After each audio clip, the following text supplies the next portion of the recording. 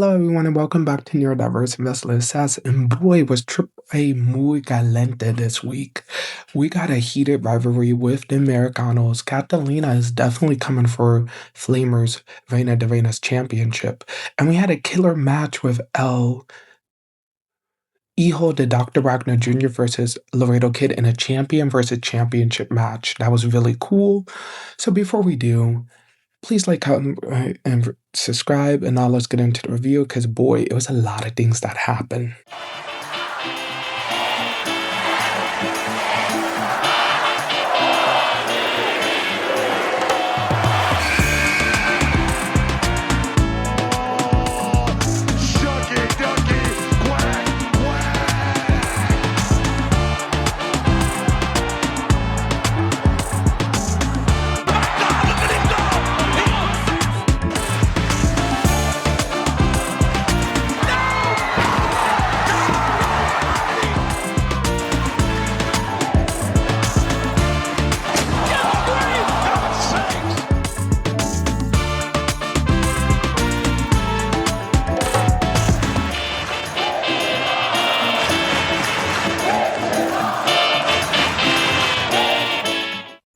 So we're going to kick things off with Money Machine versus Parka and Fenix, and a really good tag team match. Straight up Lucha madness. Parka tried to go for the tag early and then go for the pin, but Money Machine breaks it up.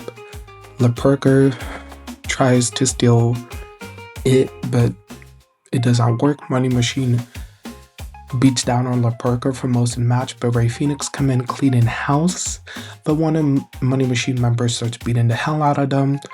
Then out of nowhere, Parka hits a double suplex on Money Machine. Then at the end, just everyone went flying, pure chaos, and Parka was able to hit the Tombstone Pirate Driver for the win. And we will see later Fenix have an altercation with Laredo Kid. That's going to be a really good cruiserweight feud, and I'm going to talk about it later and why. Then we see Catalina. So she was at WrestleMania doing photographs and stuff, and she walked around talking to John Cena, Dominic Mysterio, and while watching WrestleMania, she said that she wants to be a main eventer. She was used to be in WWE, and I remember, if you know the story of Catalina, she used to be the tag team partner of Sin Cara. Then she was in NXT, she was in the Mae Young Classic. WWE let her go at least 2 times. This is her 3rd time back. And she says she's here with a proven statement. So she will face Flamer and take that Reinas champion to show that she is not someone that will back down easily. So we have to see if La Catalina will be able to take over AAA and WWE very soon. Then we have Laredo Kid versus El Niño de Dr. Wagner Jr. in a champion versus championship match. So the Latin American champion versus the AAA Cruiserweight champion. And boy, was it an absolute banger. Laredo Kid just went off popping off right away on Wagner Jr. using his speed, but Wagner Jr. just tossed him on the outside of the ring, doing some aggressive power moves. But Laredo hits a killer suicide dive off the top of the rope, knocking him out. Back in the ring, hits a face stomp, but that gets Wagner mad. So Wagner starts hitting killer headbutts and running chops. But then on the outside, Laredo Kid hits a standing star press. Like, they was going at it.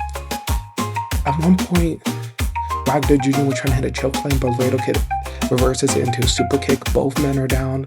Then out of nowhere, El Niño de Wagner Jr. just hits a moonsault. Like, this guy's almost 6 feet tall, almost 300 pounds, a moonsault. That doesn't end Laredo, so he hits the Wagner Pirate Driver for the win in a really good match. And then backstage, we see Fenix talk about how he won and Laredo Kid did not, and he's coming out to the AAA Cruiserweight title, and Laredo Kid shoots fire, saying that he's mad because his brother Benta is a champion, while Fenix has nothing. So shots was fired, and this feud will be heated heading into the big AAA event this May, and I cannot wait. Talking about that, we have some really big news. The former general manager of AAA says that she's stepping down. Yeah, she is stepping down, and at the May big event show, she's going to reveal the new general manager. We don't know who it is. It can be someone from El Ojo. It could be him, but I feel like it could be Undertaker. And if it's an Undertaker, that's going to be a big move for AAA. Most likely, I feel like it's Taker. Then in the main event, we had Texas Jr., who made his AAA debut. He's been in AAA since the early 2000s, 2010s. Go see some of his matches. He was really good. He had a long history with El Mesias, so seeing him in this match going against El Mesias, it was like giving old school AAA, and it was really good. So we had Texas Jr. and El Americano versus El Mesias and Mecha Wolf. And guys, before the match started, El Mesias ring gear, he came out like Dr. Doom. El Mesias, your ring gear, guy, Puerto Rican legend. I'm sorry, I'm geeking out. But the way that he just walked up like Dr. Doom and it just fit Mecha Wolf and him style, it looked like villains. That's why El Mesias is one of the best. Like, just the way he already thinks of concepts. Really good. The match was really good. Mecha Wolf went on a hunt on Americano, jumping and kicking him, beating him down, but Americano hit some killer arm drags and then a stand-in. I don't even know what you call it. His leg lock up stand thing. And then we finally got El Texo Jr. and El Mesias going back to 2002 rivalry vibes. Just going full old school AAA, beating the hell out of each other. Great sequence of back and forth slaps, chops, punches, screams. Then absolutely chaos. Everyone's brawling. El Mesias and Texas Jr. goes through a barricade, and at the end, Americano was able to hit a roll-up win. And then they celebrate, and then Americano leaves the ring.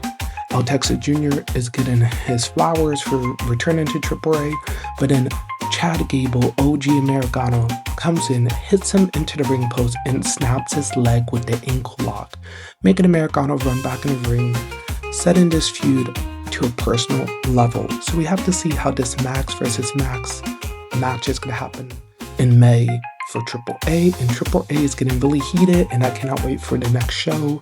They have a big show in May, so we have to see how that all plays out. And that's pretty much my review. Please like, comment, subscribe, and I'll see you guys next time for more Lucha action. Let's go!